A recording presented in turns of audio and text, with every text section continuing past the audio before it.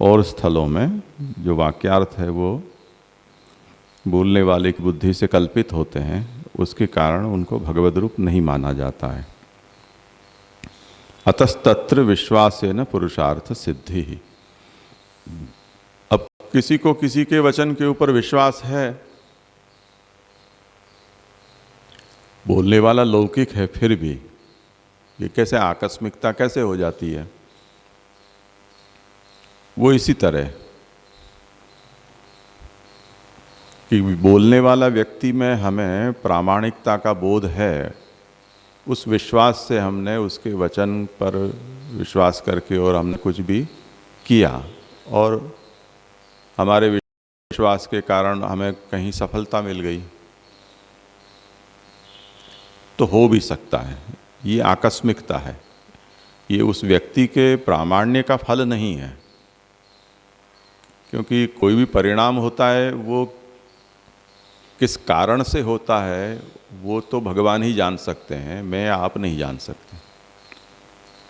जैसे कई बार जिस दवाई से जो रोग निवृत्त होना चाहिए वो दवाई देने पर भी रोग निवृत्त नहीं होता है, और दवाई न देकर केवल डिस्टिल वाटर का इंजेक्शन दे देने के से दवाई का झांसा देने पर भी आदमी का रोग निवृत्त हो जाता है। तो अब इस स्थिति में कौन नियामक बना? तो आजकल ये लोग कहते हैं कि हमारा जो विश्वास है, डॉक्टर के ऊपर विश्वास हो, या कोई भभूति दे गया, कोई प्रसाद दे गया, कोई स्नान का जल दे गया, या XYZ कुछ भी, उसके ऊपर उसका विश्वास है, तो वो विश्वास से उसका शरीर उसको साथ देता है और वो अपने आप ठीक हो जाता है। तो ऐसा भी कभी होता है, पर इसको नियम नहीं बनाया जा सकता। इसलिए वेद पुराणों को छोड़कर अन्यत्र वाक्यार्थ हैं वो सब बुद्धि कल्पित होने से उनको भगवद रूप नहीं माना जाता है। अब आगे कहते हैं कि ये जो हम जो वाक्य बोलते हैं हमें कैसे अर्थ उसका बोध होता है, उसकी शाब्द बोध की प्रक्रिया है। एक वाक्य हमने बोला, राम गाम जाता है। राम मतलब दशरथ पुत्र, गाम एक स्थान विशेष, जाता है क्रिया। अब अगर ये जिस आनुपूर्वी से हमने इन तीन शब्दों को जमाया है या उसका उच्चार किया है,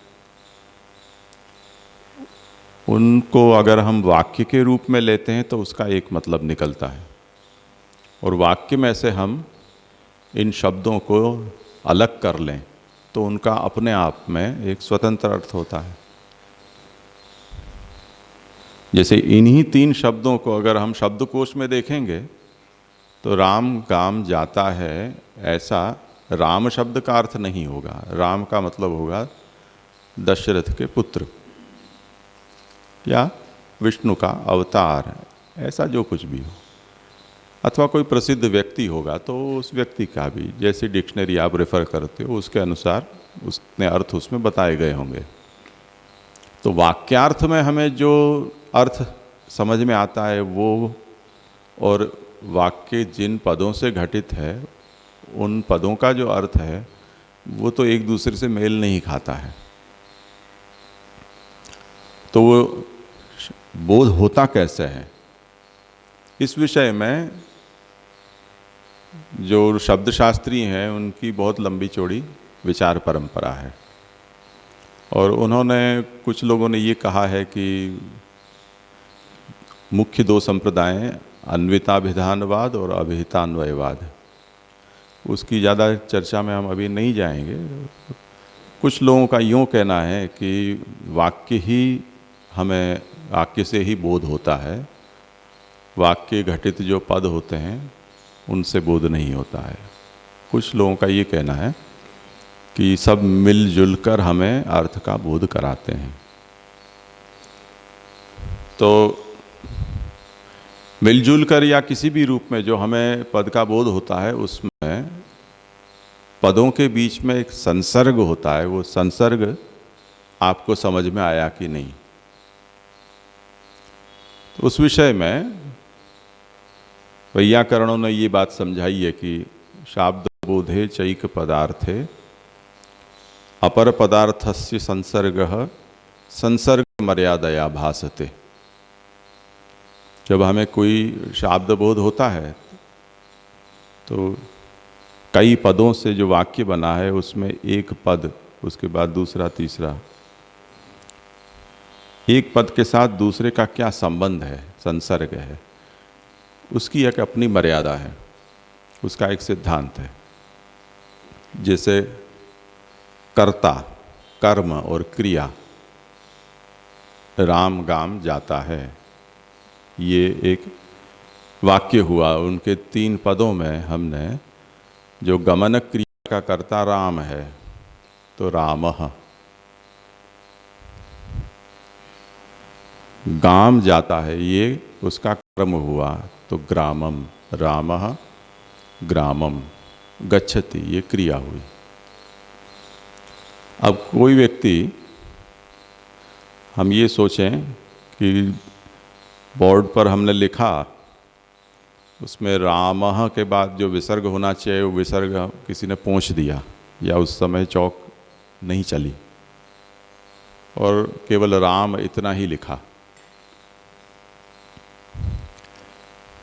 राम,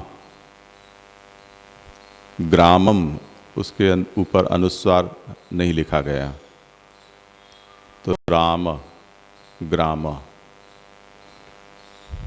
इतना हमारे पास शब्द आया। अब जो संस्कृत भाषा में अगर इसको हम बोल रहे हैं, सुनने वाला, लिखने वाला संस्कृत जानने वाला है, तो उसको शाब्द बोध नहीं होगा। वो ये समझेगा कि राम,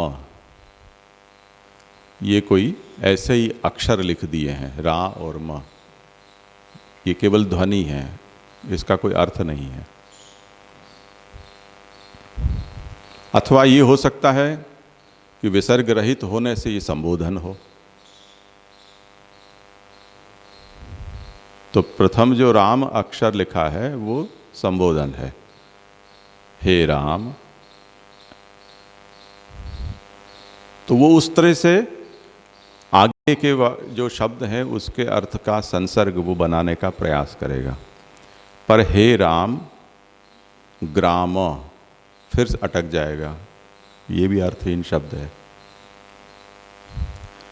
तो हमें जब शब्द बोध होता है तब परस्पर जो शब्द एक दूसरे के बाद आ रहे हैं जिस अनुपूर्वी में, उनके कोई ना कोई ऐसा शब्द संकेत होता है जिससे उनके पारस्परिक संसर्ग को हम जानते हैं, उनको एक दूसरे से गूंथते जाते हैं और उसके बाद हमें पूरे वाक्य का बोध होता है। अब जो वेद पुराणों के वचन हैं उनमें क्या स्थिति है वो महाप्रभु हमें स्पष्ट करते हैं कि वेद पुराणों में संसर्गस्य अपूर्वत्वात्, ये जो संसर्ग स्थापित हुए हैं वो संसर्ग वेद पुराणों में अपूर्व हैं। यानी भगवान ने उन संसर्गों को स्थापित करके स्थिर करके रखा है और परंपरा ने उनको संभाल कर रखा है। इसलिए हम जब शास्त्र ग्रंथों को पढ़ते हैं तब उसमें कई बार ये आता है कि उदाहरण के तौर पर गंगात्वम सर्वदोषाणाम गुणदोषादि वर्णना गंगात्वे न। अब गंगात्वे और न या गंगात्वे न, गंगात्वे ये सप्तमी का प्रयोग है और गंगात्वे न यहाँ पर तृतीया है। अब लिखावट में अगर हम देखेंगे तो पुरानी हस्तलिखित ग्रंथों में तो शब्दों के बाद कोई स्पेस दी नहीं जाती थी, ऐसे ही लिखते थे धारा प्रवाह। तो आपके पास विकल्प है, दोनों में से जो चाहो सो कर सको। त्वे न भी आप पढ़ सकते हो और त्वे और न को अलग भी पढ़ सकते हो। तो प्राचीनों ने उनके अगर दोनों तरह से अर्थ करने से भी मूल बात अविरोध सिद्ध होता हो तो दोनों ही अर्थ प्रामाणिक है, दोनों ही पाठ प्रामाणिक है। लेखक का दोनों में अभिप्राय है, ऐसा वो समझा देते हैं। और अगर ऐसा लगता है कि नहीं, त्वेन करने पर अर्थ ठीक नहीं है, तो शुद्ध पाठ गंगा त्वे और न निरूप्यास्यात्, ऐसा करो। तो अब जैसे हम इस उदाहरण में लें कि सर्वदोषाणाम गंगात्वम और गुणदोषादि वर्णना गंगात्वे निरूप्या न स्यात्, ऐसा अन्वय करो। यानी अन्य जल गंगा में मिश्रित होने पर उनके भीतर रहे हुए जो भी गुण दोष हैं वो जल गंगा रूप हो जाने पर गंगा से पृथक उनका निरूपण नहीं किया जाता है, ये उसका अर्थ हो जाए। दूसरा अर्थ क्या करेंगे कि अन्य सब जलों को जब जल गंगा में मिल जाएंगे तब उन जलों की अलग गुण दोष की विवेचना नहीं होगी, गंगा रूप से ही होगी कि गंगा मैली है, गंगा स्वच्छ है, गंगा ठंडी है, गंगा गर्म है। अब त्वे न ऐसा तृतीयांत पद मानने पर भी अर्थ ऐसे संगत किया जा सकता है, और उसको सती सप्तमी के रूप में लें तब भी उसका अर्थ हम संगत कर सकते हैं। अब ये सब बातें हैं वो पूर्व सिद्ध हैं पुराणों में और वेदों में। इसके कारण वेद और पुराण के जो भी अर्थ हैं उनको नित्य माना गया है, उनको निर्दोष माना गया है, भगवद रूप माना गया है। पर हम जो कुछ भी बोलते हैं उनमें ऐसा संभव नहीं है, इसलिए उनके अंदर दोषों की उद्भावना स्वीकारी गई है। दूसरा, हाँ पूछ सकता हूँ मैं? हाँ बोलो। जैसे इसमें जैसे एक ये ब्लैंकेट स्टेटमेंट आया है महाप्रभु जी का कि वेद पुराण व्यतिरिक्त स्थले वाक्यार्थो बुद्धि कल्पिते। अब प्रायः हम लोगों का ये होता है कि भी कोई विषय नहीं समझ में आ रहा है धर्मशास्त्र के बारे में या वेद पुराण के, तो हम लोग जो है मीमांसक होते हैं या जो अपने टीकाकार होते हैं, न्यायिकी होते हैं, उनका हम देखते हैं। अब चूंकि केवल ऋषि मुनि हैं उनकी ही प्रामाणिकता इसमें आ रही है, और जो टीकाकार हैं तो वो तो उनकी तो लौकिक बुद्धि भी हो सकती है, तो हमारे लिए प्रमाण की भी प्रॉब्लम आ जाती है ना। किसी विषय को हमें समझना तो हमें टीकाकार देखना होता है, मीमांसक ने उसकी कैसे व्याख्या की हुई है। तो अगर महाप्रभु जी का वेद पुराण का ही केवल वो ही प्रमाण है और बाकी सारे बुद्धि कल्पित हैं, फिर इसको किस तरह से समझा जाए? अभी तो विषय चल रहा है, आएगा, ये विषय भी आएगा। दूसरा आज्ञा करते हैं कि पदानुपूर्वी नानात्वाद इति हेतु।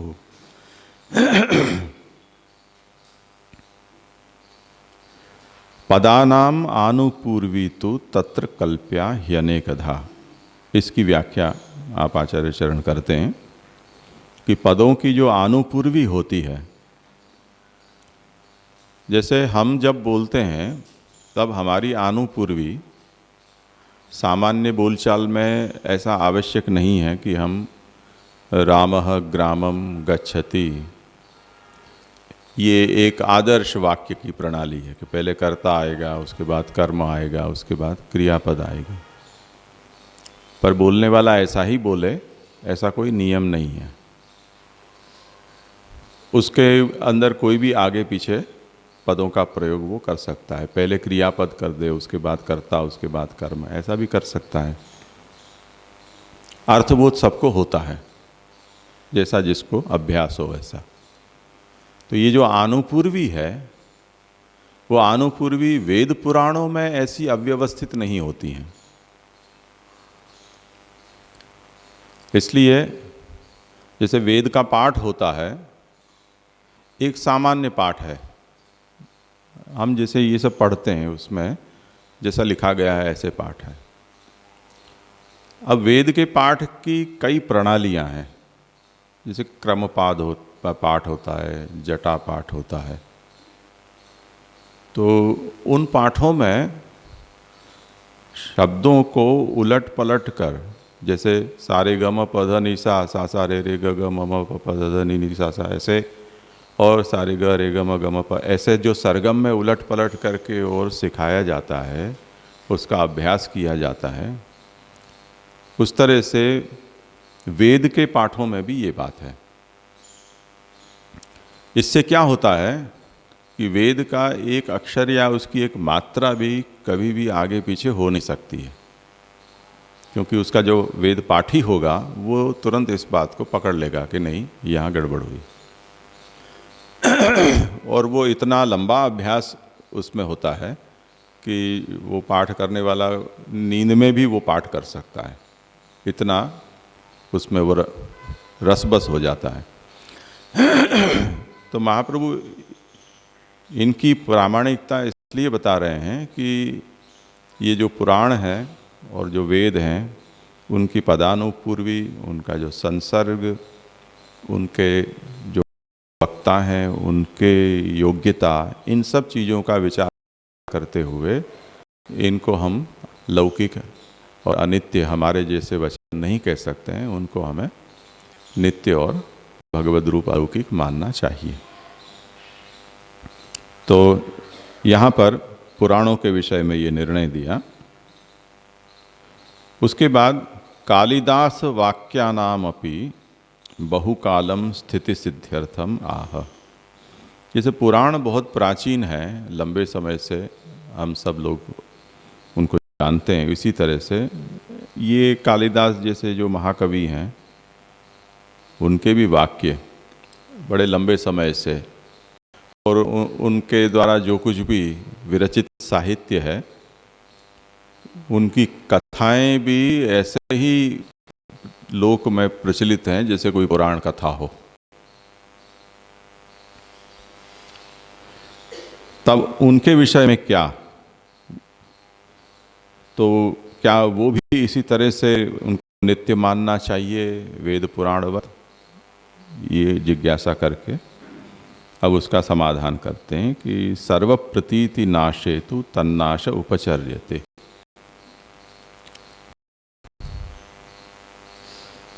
जैसे कालिदास है, मानो कि इन दिनों अभी भी हम हिंदुस्तान में और विश्व में कहीं कहीं संस्कृत पढ़ाई जाती है, पर हम ऐसी कई विश्व की भाषाओं को जानते हैं कि जो सैकड़ों भाषाएं आज की तारीख में न कोई बोलने वाला बच गया है, न उसको पढ़ने वाला बच गया है। उदाहरण के तौर पर कच्छ में जो धोलावीरा नाम से एक पुरानी बस्ती, वो इतने सालों में हड़प्पा, मोहनजोदड़ो, तक्षशिला या इन सब प्राचीन जितने भी उत्खनन हुए हैं उनमें से धोलावीरा एक ऐसा स्थान है कि जहाँ पर उस नगर के प्रवेश द्वार के ऊपर एक लिखावट मिली है। जैसे आजकल गांव का नाम लिखा हुआ होता है रेलवे स्टेशन के ऊपर पीले बोर्ड पर काले अक्षरों में, ऐसा। अब वो क्या लिखा है आज की तारीख में कोई जान नहीं सकता है, क्योंकि उस लिपि को न कोई समझने वाला है न कोई पढ़ने वाला है। ऐसे गोल गोल चक्कर, कुछ ऐसी रेखाएं हैं, है स्पष्ट लिखावत, लकड़ी के ऊपर वो कुरेदा हुआ है, एनग्रेव्ड है, पर वो क्या है वो हमें पता नहीं है। तो अब ये तो एक उदाहरण है। तो कहाँ राजा भोज, कहाँ गंगू तेली, कालिदास की क्या बेसात है। आज से 50 साल बाद जब हमारी कोई संतान सब अंग्रेज के औलाद बन के फिर रहे हैं, तो जब गुजराती हिंदी पढ़ने का ही ठिकाना नहीं है, संस्कृत तो बहुत दूर की बात रह जाएगी। तो कालिदास भी कब तक याद रहेगा किसी को। इंदिरा गांधी ने वो टाइम कैप्सूल बनाई थी और उन्होंने उस कैप्सूल में उपलब्ध हमारे पास जितनी जानकारियाँ हैं, वो सब जानकारियाँ भर के और भूगर्भ में डाली हैं कुछ कुछ जगह पर। वो कार्ल सैगन ने ऐसा अंतरिक्ष यान भेजा है जिसमें विश्व भर में से सब कुछ जानकारियों को ऐसे कंप्रेस करके अंतरिक्ष में भेज दिया है कि कोई परग्रहवासी, कोई ऐसा बुद्धिशाली जीव हो तो उनको हमारे साथ कुछ कम्युनिकेट करने की इच्छा हो तो उनको कुछ जानकारी मिले। उसमें ये कालिदास के भी कुछ काव्य गए हैं, गीता जी भी गए हैं, टाइम कैप्सूल में भी गीता जी गई है। कालिदास गया है कि नहीं वो पता नहीं है। तो आप देखो कि ये सब टाइम कैप्सूल में रखने लायक चीज़ें हो चुकी हैं, हमारे जीवन में अब ये सब चीज़ें नहीं बची हैं। तो कालिदास वाक्या नाम अपि बहुकालम स्थिति सिद्ध्यर्थम, लंबे समय से कालिदास जैसे कवियों के वाक्य हैं तो उनकी स्थिति भी पुराण वेदवत हो जाएगी। तो कैसा कुछ नहीं है, उनको जानने वाले जब मर जाएंगे तो ये भी मर जाएगी। पर ऐसा वेद पुराणों के विषय में संभव नहीं है। वो इसलिए संभव नहीं है कि वो भगवद रूप होने से अगर और कहीं वो नहीं बचे तो भगवान के बुद्धि में, भगवान में तो वो ज्ञान नित्यतया अवस्थित रहेगा ही। इसी तरह प्रलय आदि के वर्णन आते हैं जिसमें और सभी सृष्टि है वो जलमग्न हो जाती है, तब भी जो समर्थ ऋषि हैं वो ऋषि फिर भी ऊपरी लोक में चले जाते हैं और उनके पास वो ज्ञान स्थिर रहता है। तो ये जो पुराण प्रवक्ता जितने भी हैं उनकी स्थिति कालिदास जैसे जो कवि हैं या उनके साहित्य की स्थिति पुराणों की नहीं हो सकती है। इसलिए कहते हैं कि सर्व प्रतीति नाशे तो तन्नाश उपचर्यते, उनको जानने वाले जब मर जाएंगे तो वो भी मर जाएगा काव्य आदि। तथा वाक्यत्व निष्पत्ते है न दूषणम इहांडवपि, इसी तरह जो मैं आप सब लोग जो भी वाक्यों को बोलते हैं उनकी भी निष्पत्ति हमारी बुद्धि से होती है और उसके कारण वो दोष युक्त होते हैं। ऐसे दोष पुराण और वेदों के विषय में या उनके कर्ता के विषय में नहीं सोचे जा सकते, अणुमात्र भी नहीं सोचे जा सकते। इस बात को समझाते हैं कि रूप सृष्टौ क्रियातः स्थिति ही, ये जो हम रूपात्मक जगत में रह रहे हैं उसकी स्थिति क्रिया से होती है। और नाम सृष्टौ ज्ञाने न, वो नाम सृष्टि है वो ज्ञानात्मिका है, उसको जानने वाले जब तक रहेंगे तब तक वो रहेगी, नहीं जानने वाले होंगे तो नहीं रहेगी।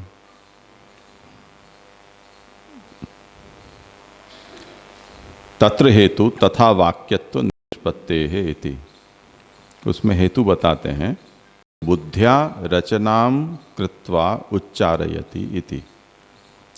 हम जब बोलते हैं तब हम अपनी बुद्धि से उनकी वाक्यों की रचना करते हैं और उसके बाद उसका उच्चारण करते हैं। अब जो उच्चार करते हैं वो बुद्धि हमारी होती है, जिसको आगे कहा गया कि ये सन्निपात रूप है गुणों के। तो सन्निपात रूप होने से हमारा तो कोई बुद्धि का ठिकाना नहीं, कुछ भी बोलें। दूसरा,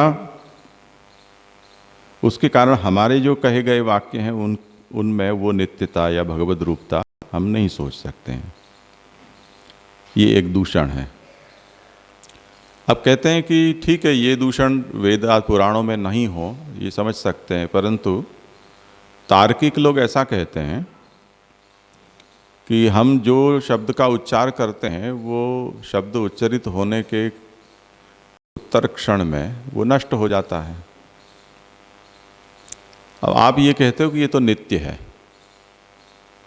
वेद पुराण के जो पदवाक्य वर्ण हैं वो नित्य हैं, पर हमारी ऐसी अनुभूति तो नहीं है, क्योंकि जिस क्षण जब ईशेत्वो जेत्वा मंत्र बोला तो ई बोला, तब बोलते ही खत्म हो गया, नित्य कहाँ रहा।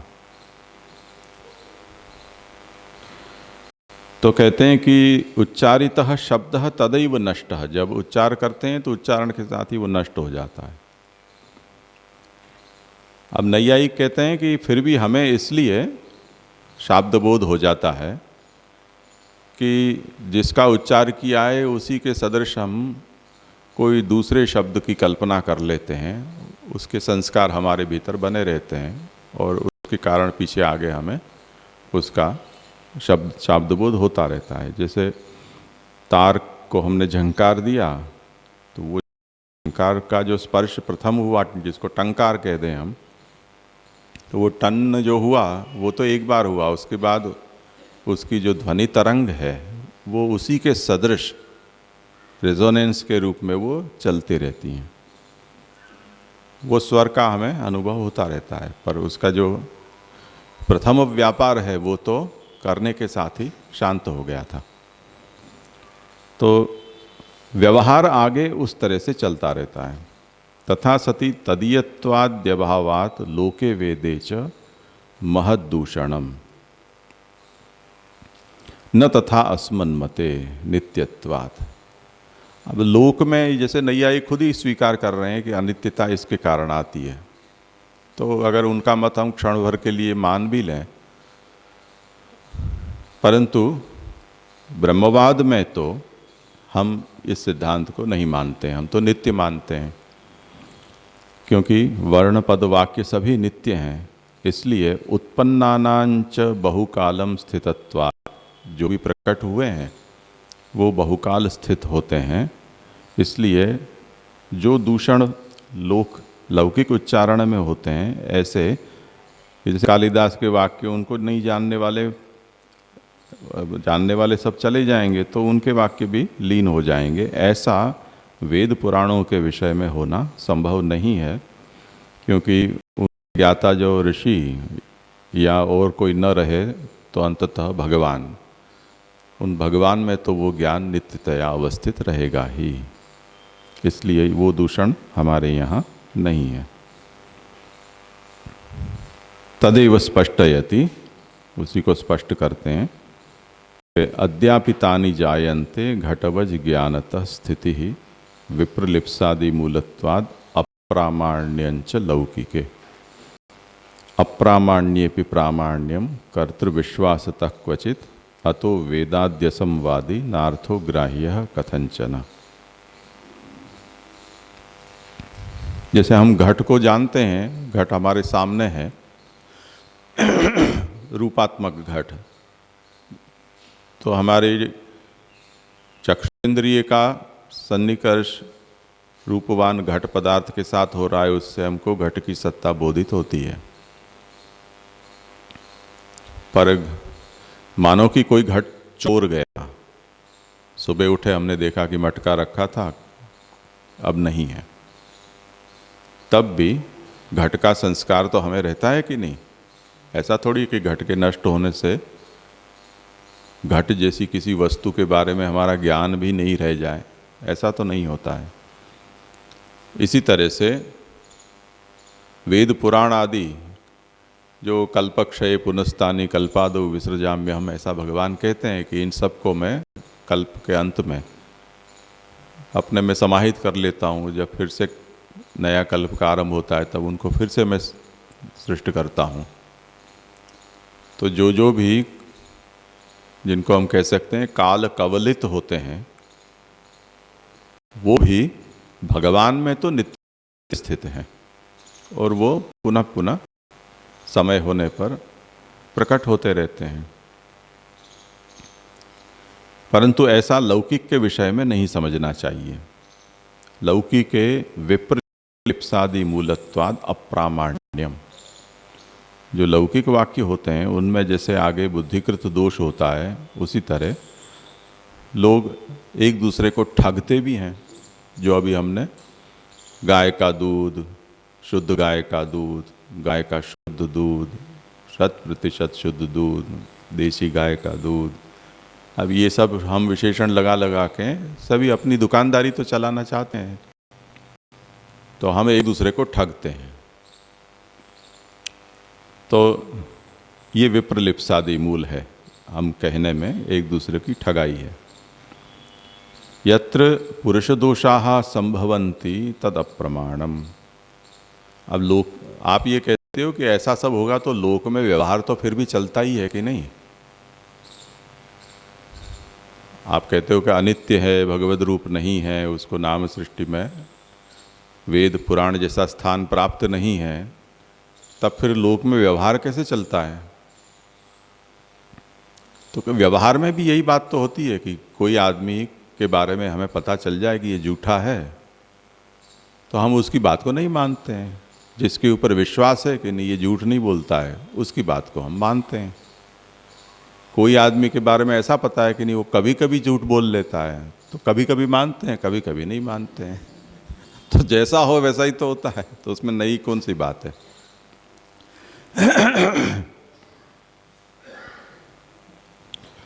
तो यत्र पुरुष दोषाः संभवन्ति तद अप्रमाणम। जहाँ पर मनुष्य वक्ता के दोष होते हैं उनको प्रमाण नहीं मानते। व्यवहारः ततोपि भ्रांतः इत्याह। इसलिए जो व्यवहार है वो तो उसमें भी भ्रांत है।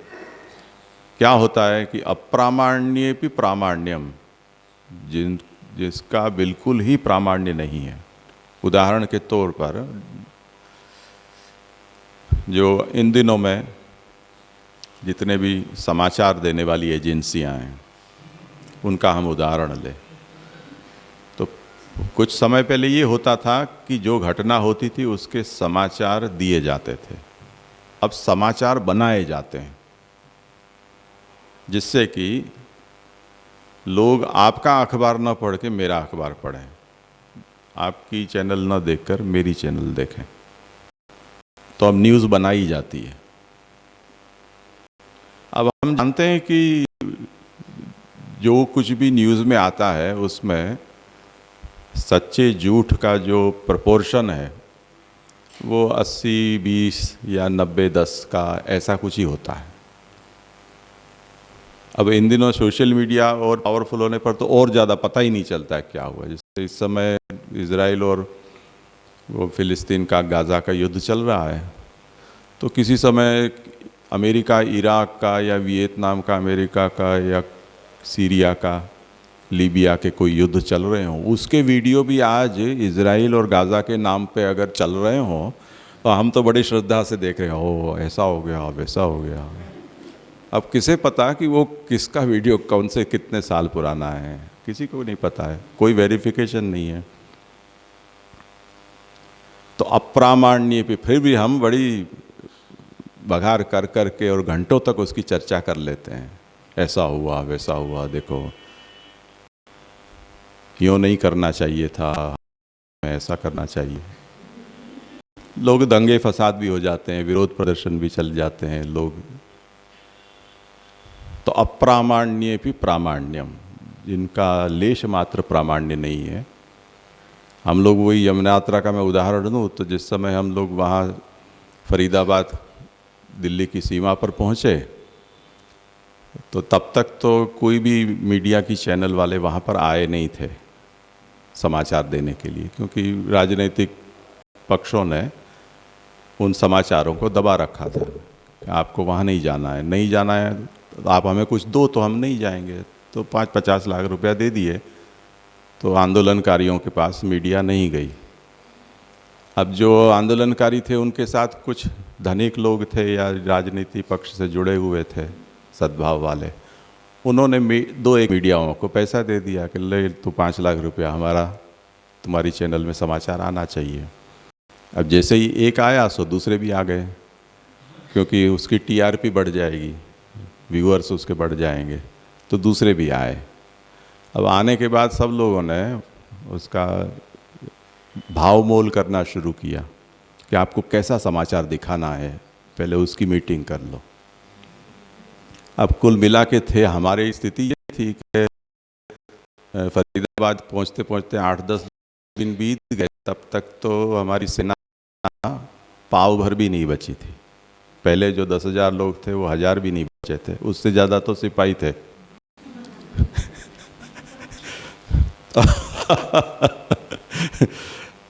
अब मीडिया को तो समाचार बड़े दिखाने हैं, तो मीडिया वालों ने शुरू किया, जो आयोजक थे उन्होंने कहा कि भी अच्छा कवरेज देना चाहिए जिससे कि सरकार की नींद खुले। तो 50,000 लोग ब्रिज से आ रहे हैं, 1,000 में से 50,000 हो गए। ऐसे तो कभी नहीं थे। तो 50,000 लोगों की सेना यमुना मुक्ति के लिए दिल्ली पर कूच कर रही है, यूं त्यों ऐसे करके, और जिसको चाहिए उतने जीरो आगे लगाते जा रहे हैं। अब सरकार कोई बेवकूफ़ थोड़ी है, उनके आदमी हर बार हर आंदोलन में होते ही हैं। वो वहाँ से सोनिया गांधी को फ़ोन करके, अरे कुछ चिंता की बात नहीं, 500 भी नहीं, आप चिंता मत करो। तो अप्रामाण्येपि प्रामाण्यम, जिनका कोई प्रामाण्य नहीं है, जिस मीडिया का, उसका हम बहुत बड़ा प्रामाण्य मान लेते हैं। और कर्तृविश्वास तक क्वचित, कभी किसी आदमी के ऊपर हमें विश्वास हो जाए। अब जैसे हम ये सोच कर चलें कि घर में जो रह रहे हैं आश्रित जन, उनको अपने जो आश्रयदाता हैं, माता पिता हों, दादा दादी हों, उनके ऊपर अंधा विश्वास होता है। होता ही है, रखना ही पड़ता है, कोई उपाय भी नहीं है, कहाँ जाए वो। तो लोक में जो प्रामाण्य और अप्रामाण्य है वो ऐसा लचर है जिसका कोई ठौर ठिकाना नहीं है। जिसका बिल्कुल प्रामाण्य नहीं है उनको परम प्रमाण मान लेते हैं, और जो परम प्रमाण रूप है वो किसी के ऊपर विश्वास करके उसको अप्रमाण मान लेते हैं।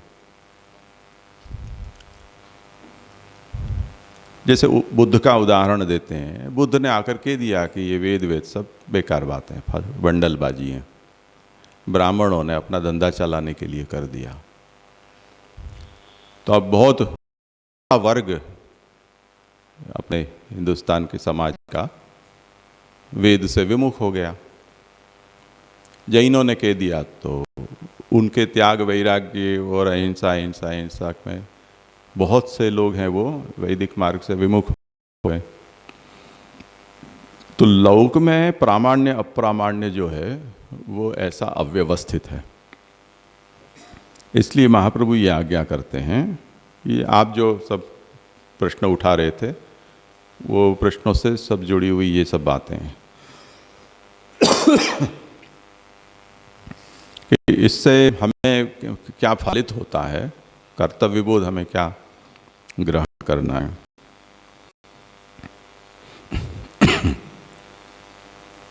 अतो वेदाद्य संवादी नार्थो ग्राह्य कथंचन। इसका स्वारस्य ये है कि वेद से जो असंवादी है, वेद से जो मेल नहीं खाता है, ऐसा जो अर्थ है वो किसी भी तरह से ग्राह्य नहीं बनना चाहिए, यानी उसका स्वीकार प्रमाणतया नहीं करना चाहिए। हर बार हमें ये देखना है कि जो कुछ भी हम कह रहे हैं, जो कुछ भी सुन रहे हैं या पढ़ रहे हैं, वो वेद से संवादी है या वेद से असंवादी है। जो संवादी हो उसको प्रमाणतया ग्रहण कर सकते हैं, अन्यथा नहीं। पढ़ लो इसको।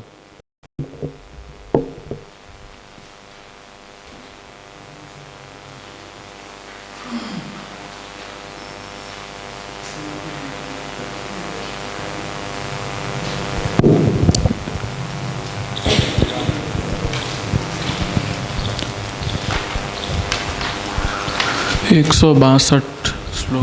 जो भी हो। पुराणन में हो या ही रीति शब्द अर्थ, इन दोनों को भगवत रूप समझनो। वेद पुराण से जुड़े जितने वाक्य हैं सब बुद्धि कल्पित हैं।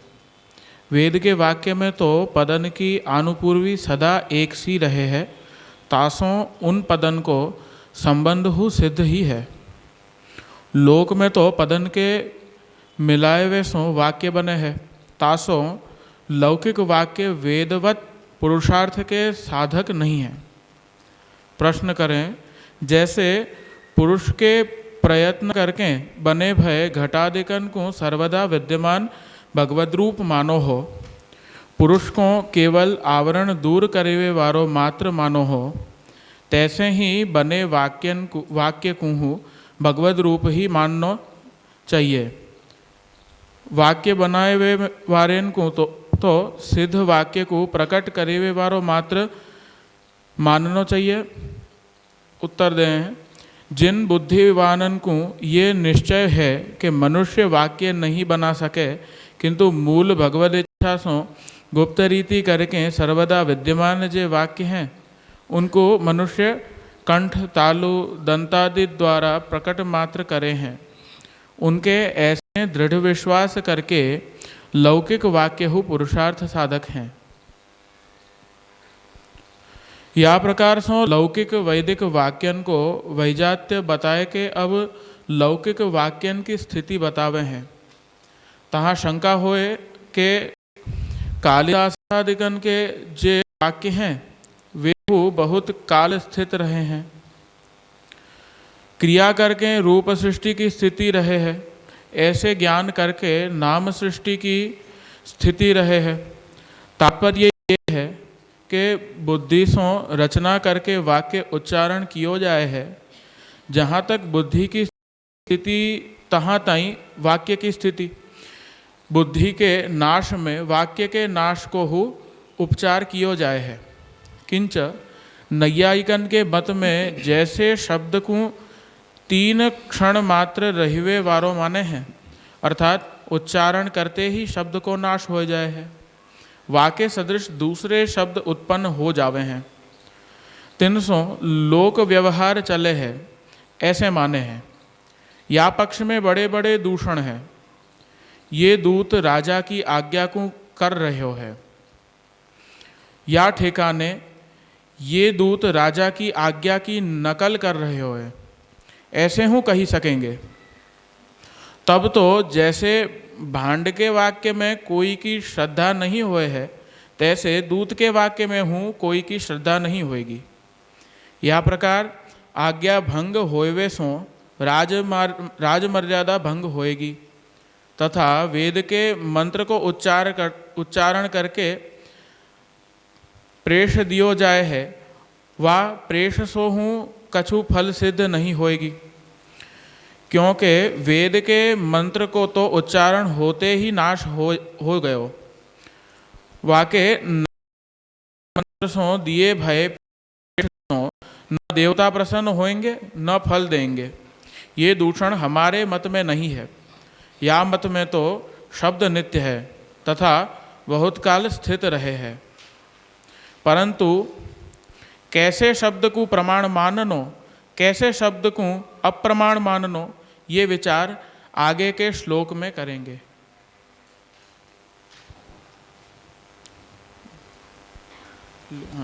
जैसे यहाँ पे शब्द को अप्रमाण माननो और प्रमाण माननो के बारे में कह रहे, वाक्य को नहीं कह रहे। वो तो एक ही बात है, एक ही बात है ना, क्योंकि वहाँ पे आगे बताया कि पद और शब्द और पद दोनों मतलब नित्य है और वाक्य अनित्य। तो यहाँ पे शब्द को बता रहे, मतलब वाक्य